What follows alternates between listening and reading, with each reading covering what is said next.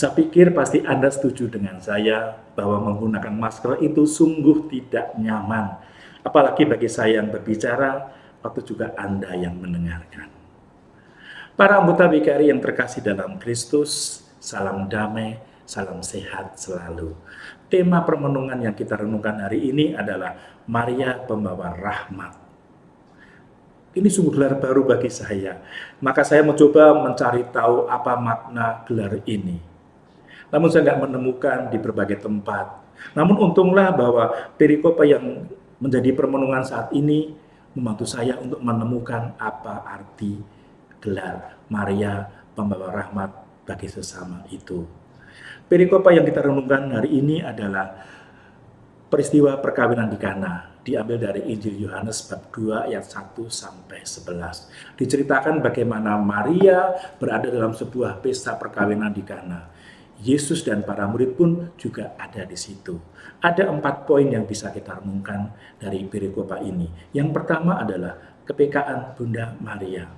Pada awalnya pesta berjalan dengan lancar, semua orang merasa gembira, sukacita sambil minum anggur. Namun pelan-pelan Maria karena kepekaannya melihat ada sesuatu yang kurang.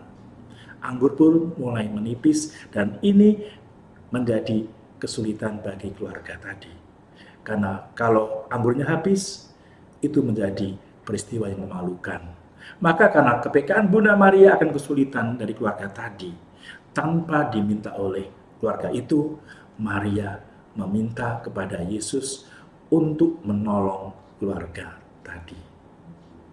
Poin yang kedua adalah, mengapa Maria meminta kepada Yesus, tidak kepada orang lain? Disinilah menunjukkan iman Maria. Di mata Maria, Yesus bukan lagi anaknya. Yesus sekarang sudah putra Allah, utusan Allah yang punya kuat kuasa mewujudkan, menghadirkan rahmat Allah. Yesus mampu berbuat sesuatu untuk menghadirkan keselamatan dari Allah. Maka Maria meminta kepada Yesus dan ia menyuruh para pelayan dengan berkata, lakukanlah apa yang ia perintahkan. Poin yang ketiga adalah, di mata Yesus, Maria pun mempunyai tempat yang khusus. Pada awalnya, Yesus berkata kepada Maria, "Ibu, waktuku belum tiba." Namun karena Yesus melihat kepekaan Bunda Maria yang ingin menolong keluarga tadi, akhirnya pun Yesus kan digerakkan oleh belas kasih yang sama. Yesus bertindak dan ia menyuruh para pelayan untuk mengisi tempayan dengan air. Poin yang keempat adalah iman yang dimiliki oleh Maria dilihat oleh para pelayan sehingga mereka pun juga ikut percaya bahwa Yesus mampu berbuat sesuatu. Maka mereka pun mentaati apa yang diperintahkan Yesus. Mereka mengisi tempayan dengan air. Dan akhirnya terjadilah mukjizat. Air menjadi anggur. Mukjizat buah dari iman Maria dan iman para pelayan tadi.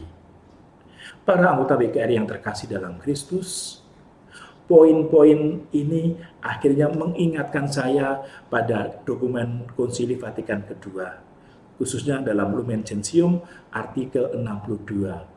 Gereja menyatakan bahwa Maria adalah pengantara segala rahmat atau Maria Mediatrix. Dengan memberikan gelar ini, gereja percaya bahwa Bunda Maria yang adalah ibu gereja, ibu umat beriman, itu adalah ibu yang peka, ibu yang memperhatikan semua kehidupan anak-anaknya dengan segala kesulitan, dengan segala tantangan, dan dengan segala hal-hal yang lain. Maka gereja percaya bahwa Maria sering berinisiatif memintakan Yesus menghadirkan rahmat yang sungguh dibutuhkan oleh anak-anaknya. Walau mungkin anak-anaknya nggak meminta. Namun juga Maria sering mendukung permohonan doa dari anak-anaknya dan menyampaikannya kepada Yesus. Gereja meyakini karena posisi yang khusus Maria bagi Yesus, maka Yesus pun tidak akan mengecewakan Bunda Maria. Yesus akan mengabulkan permohonan-permohonan yang disampaikan melalui Bunda Maria. Maka gereja percaya, melalui Maria mengalirlah rahmat yang berlimpah kepada semua orang. Maria sungguh menjadi saluran rahmat bagi semua orang. Maria sungguh menjadi pembawa rahmat bagi sesama. Para anggota WKRI yang terkasih dalam Kristus, sudah 1 tahun lebih kita hidup dalam suasana keprihatinan. Di tengah-tengah pandemi virus Corona 19 ini, kita harus menghadapi situasi yang tidak nyaman, tidak mengenakan, bahkan menyedihkan. Banyak orang yang harus kehilangan sanak saudara mereka yang kasihi. Banyak orang yang harus kesulitan memenuhi kebutuhan hidup sehari-hari karena mereka kehilangan pekerjaan, karena mereka berkurang penghasilannya. Banyak orang yang mengalami penderitaan fisik ketika terpapar virus corona.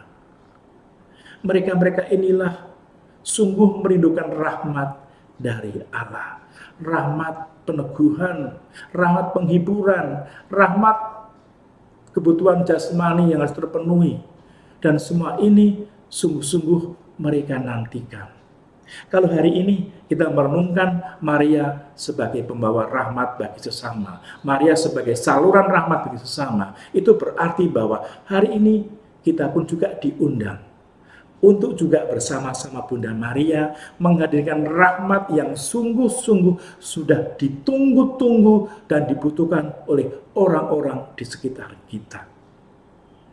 Banyak hal yang bisa kita lakukan melalui doa-doa yang terus kita panjatkan, doa agar segera pandemi ini berakhir, doa agar kesembuhan dialami oleh mereka yang terpapar.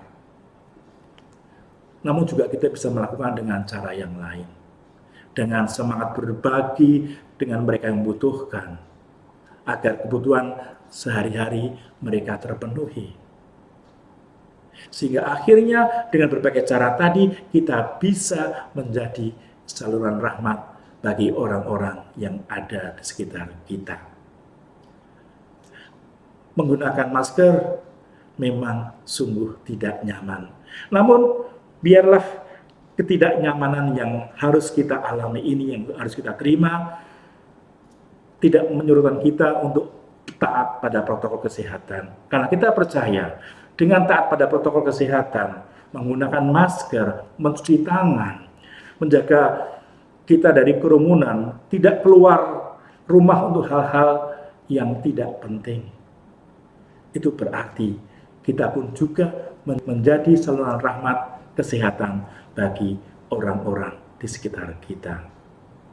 Semoga kita semua bersama Bunda Maria bisa menjadi saluran rahmat bagi orang-orang di sekitar kita.